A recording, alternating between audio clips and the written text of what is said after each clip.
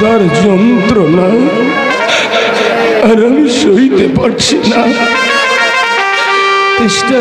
আমার শরীরটা অবশ হয়ে আসছে। এখন আমি কি করি, কোন দিকে যাই? বাড়িতে আমার ছেলে বউ ভিক্ষার চাউলের আশায় ওরা যে পথ পানে চেয়ে বসে আছে।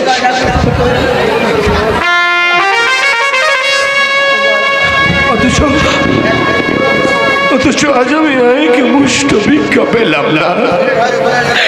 ছেলেটা হয়তো আমার ক্ষুধার যন্ত্রণায় কাঁপতে কাঁপতে ঘুমিয়ে পড়েছে। কৃষ্ণ, বন্ধু, শুনেছি তুমি গরিবের বন্ধু, আমাদের এত দুঃখ কষ্ট জ্বালা যন্ত্রণা তুমি কি দেখতে পাও না? এই কি তোমার দয়াল নামের সার্থকতা? জানো, আমার ছোট্ট একটা দুধের শিশু আছে।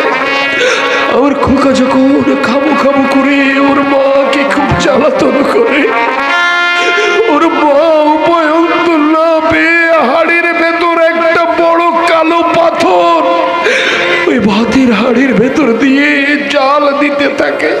আমার খোকা মনে করে ওই তো আমার মা ভাত রান্না করছে, ভাত হয়ে গেলে আমাকে ডেকে ভাত দেবে, আমায় বলবে খোকা ওঠ ভাত খেয়ে নে।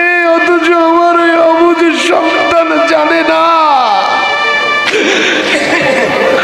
আমার ওই অবুঝ সন্তান জানে না হাড়ির ভেতর মা একটা কালো পাথর দিয়ে জাল দিচ্ছে।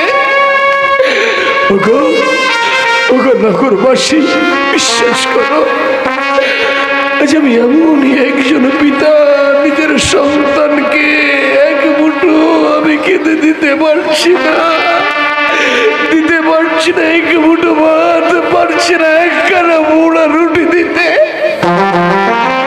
তাই তো আজ আমি তোমাদের দুয়ারে এসেছি। ওগো মায়েরা আমার, ভক্তরা আমার, বিশ্বাস করো, আমি আমার জন্য তোমাদের দ্বারে আছি।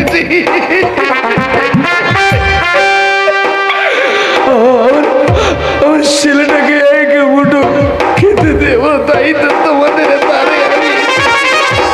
না, তোমরা ওই কুকুরের মতো দূর করে দাঁড়িয়ে দিও না, ওই কয়েকটা চাউল দিও, যা দিয়ে আমি আমার